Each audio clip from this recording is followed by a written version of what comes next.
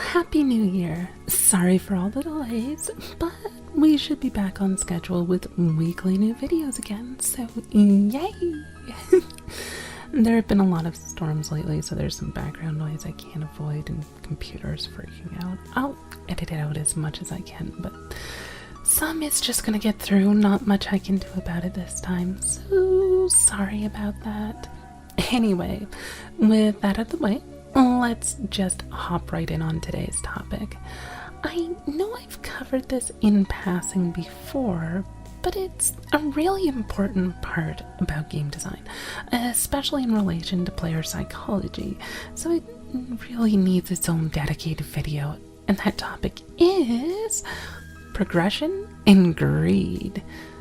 Here's the thing, we normally view greed as a bad thing. It's even listed as one of the 7 deadly sins. The issue with this is that greed, as a concept, is one of the most fundamental core values of humans in general. Were we to strip away humanity's greed, we couldn't even have this conversation in the first place. Greed's not just good, it's vitally essential to your very survival. So, what do I mean by greed then? Well, you want more. Wait, I don't know you, so how can I make statements about you at all? Easy, you're human. You crave more. You need more. Too much is not enough. You will always need more. It's an overwhelming desire, one you can never be rid of. I don't necessarily mean more in terms of tangible things.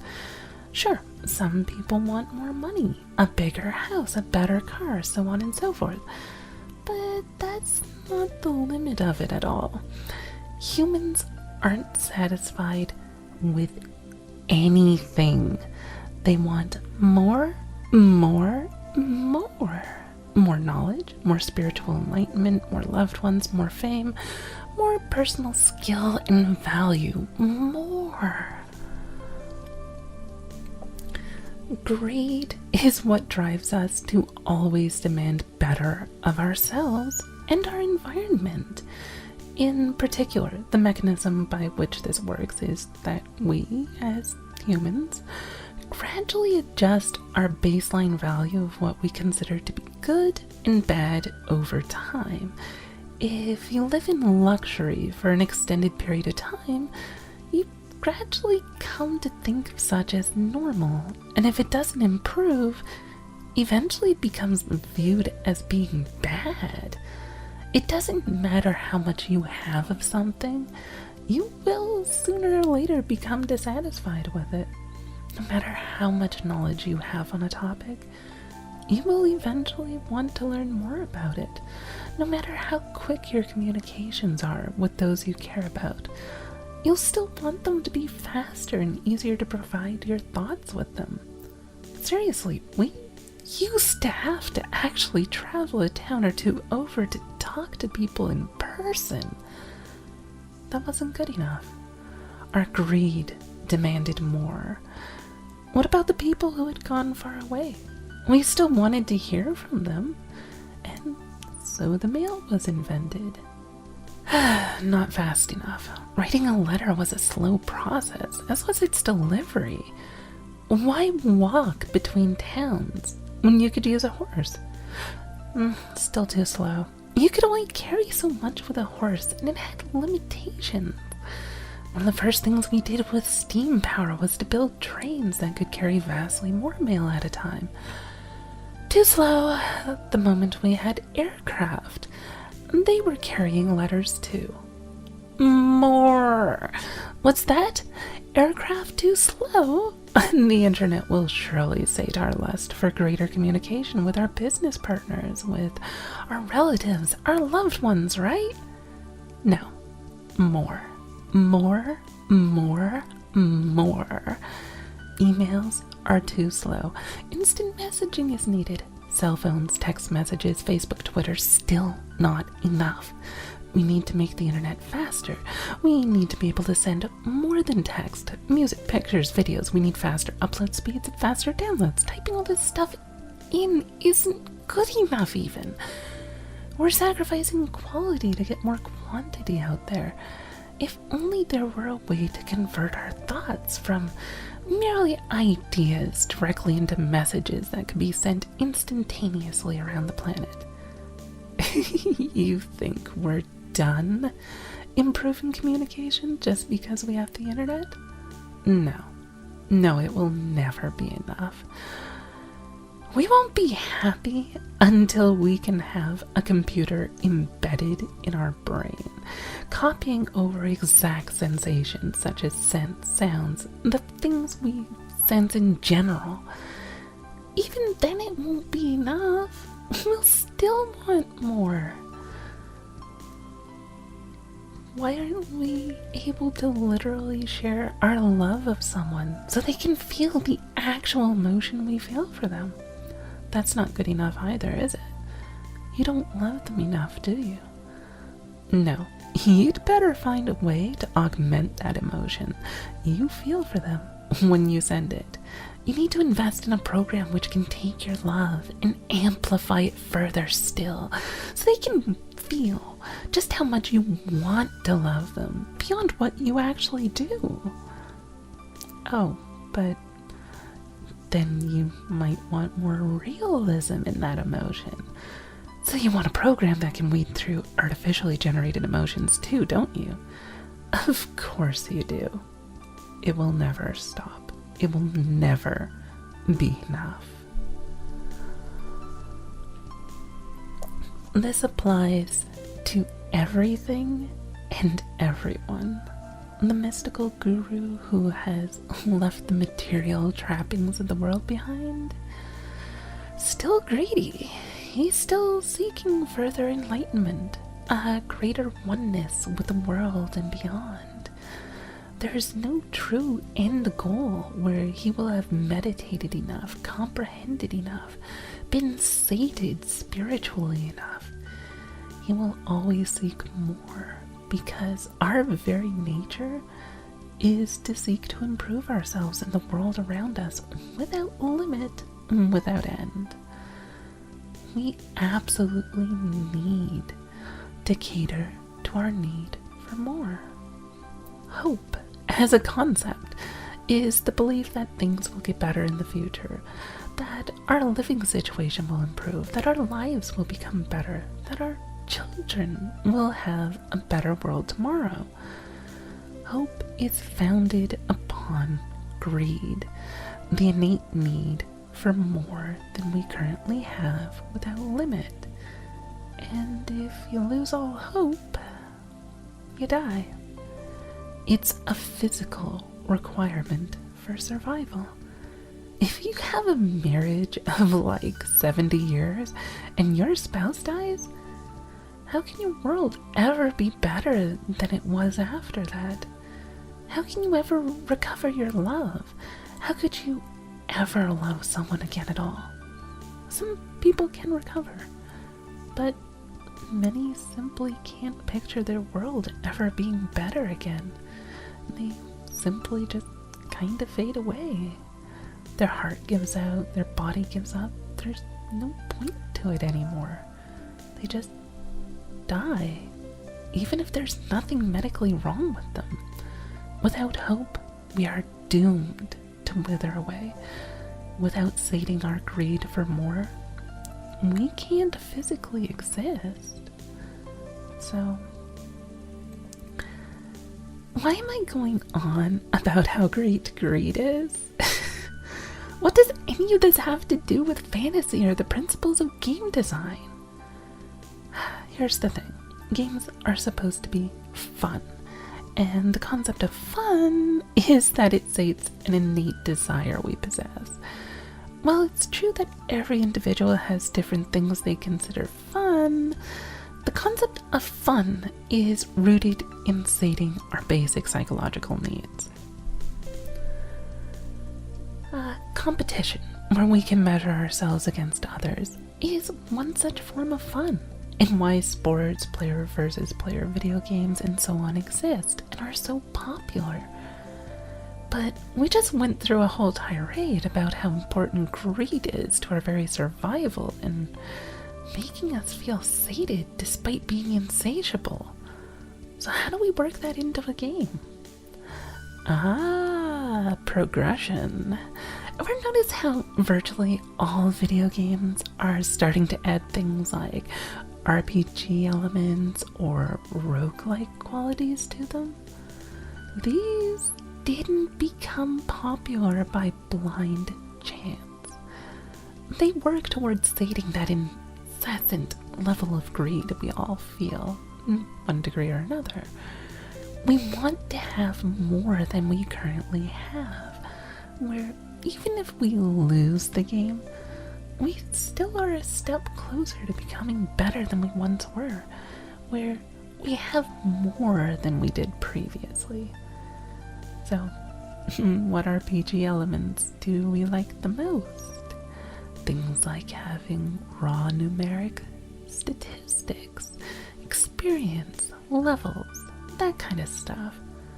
See, a character's level is a very basic, fundamental building block for fun. It takes our desire to gain more and quantifies it in a way we can understand easily. Being level 2 is better than being level 1.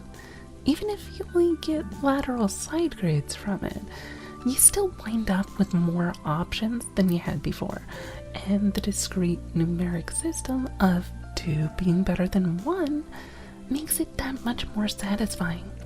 We know, objectively, that level 2 is better than level 1, that 10 strength is better than 5 strength, so there's no question on if we really got better or not. Sometimes some fuzziness is good, where you're not really sure if things improved or not. But at a basic, fundamental level, we want to know that we have more than we had previously. When you make a game, you have to understand that what you're really doing is satisfying the basic, fundamental aspects of your mind. Player psychology is of the utmost importance to study because it tells you what matters to your players, what they need to have in order to feel like the game is giving them something they desire. As you begin to understand your players better, you will learn how to provide what they need so that they can have more fun. Why do guys like competitive games so much on average? Why do most women not find nearly as much interest in PvP games? There's actually a pretty reasonable explanation. It's a buyer's market. Men have always had to cater to women's desires. The man shows what he has to offer, and the woman picks the best man available to her. Oh sure, historically there have been all sorts of ways, which have been artificially generated to try to get around that, such as arranged marriages and so on. But it doesn't really remove the fact that women are generally viewed as the gatekeepers of love, sex, and so on. It's a deeply fundamental aspect of human nature that men will be competitive to show their worth, and that women generally don't have nearly that same need to prove themselves, unless they have some other factor which causes them to require such. We do see exceptions to the guys prefer competitive games thing in women, but it relies upon that same core principle of needing to have to prove oneself. For example, lesbians and trans women tend to have a vastly greater sense of humor and a much stronger competitive nature compared to other women. This is usually due to the necessity, as they have a greater requirement to prove themselves worthy mates. Women who work in a field or who subscribe to an ideology that says they have to be seen as, quote, as good as a man or better, will find that they tend to be more competitive by nature, and this also includes what they will tend to find more enjoyable in their games. Fortunately, there are other things that appeal to the players who aren't interested in the competitive aspect of games. Usually building up social structures works well, as collaborative endeavors bind together those who aren't competitive most of the time. For a handy example, role-playing games are exceptional for this facet, in fact, and can be easily made to cater to a broader female audience without really changing much. You don't really need to make huge, sweeping changes to the fundamental nature of role-playing games to appeal to such, but you do have to learn to take the differences in your various target demographics into account and to cater to them so that whoever they may be, they can have fun. But I digress. This is only one factor of what makes a game fun to people. Our topic for today is more meant to be centered around human greed and the need for progression, so let's get back to that. Our never-ending quest for bigger and better things expresses itself in game design as well. Players need, they don't want, but actually flat out need some way to somehow become better over time. Sometimes this is bit intangible, where the character grows over time, not in raw strength or stats, but merely in terms of being a more well-rounded personality with a greater understanding of themselves. Such is a bit tricky to leverage as a fun part of the game, however, because the game designer doesn't have a whole lot of control over such. You can do so, but it's a lot of work for minimal reward, as it's qualitative and in that fuzzy, I'm not really sure if I'm better or not area. Quantitative descriptions, however, such as a character's level or damage output, or if you look at like video games, like just what level you get up to, how long you were able to survive without dying, if you could complete the level in a quicker period of time than before. Now those are things that are fun to most players because they flat out describe in non-negotiable terms that the player has progressed in the game. They've gotten better. They have more hit points, more abilities, more capacity to play the game at a higher quality, more whatever. Each time you grant the player more stuff, you're satisfying a very fundamental aspect to their psyche. There are many such different things which exist, and greed is only one of these things. The need to have control over one's fate is also a massive requirement. If you strip away all choice from a player to the point that their decisions don't matter and they may as well not be present, and if they ever realize you've done this, you will have removed a huge amount of fun from the game, possibly to a point of having caused irreparable harm to where they will no longer desire to play at all any longer, no matter what other base desires you cater to. Greed, choice, and the ability to prove oneself valuable are some of the most raw, fundamental aspects of what makes people human. When you design your game, appeal to these things. Give your players the ability to objectively tell that they have become better over time to sate their greed. The thing is, though, despite our need to always improve ourselves, we also have this pesky, counterproductive need to be the best at something as well. If you can scale your stats and levels indefinitely without end, then you provide infinite progression. But at the cost of making it so that the character can never truly be the best at anything. If you put a level cap in place, where something like the maximum level you can reach is 20 or so, then this sates the desire to become the best at something. But at the same time, you're cutting off an avenue of improvement over time. Once you beat the game by becoming as powerful as you possibly can, a huge amount of the enjoyment in playing the game disappears. This is really obvious in video games where once a player has all the achievements, beaten the last boss, gotten to max level or whatever, their interest in the game takes a sudden downward turn to where they aren't interested in playing it anymore usually.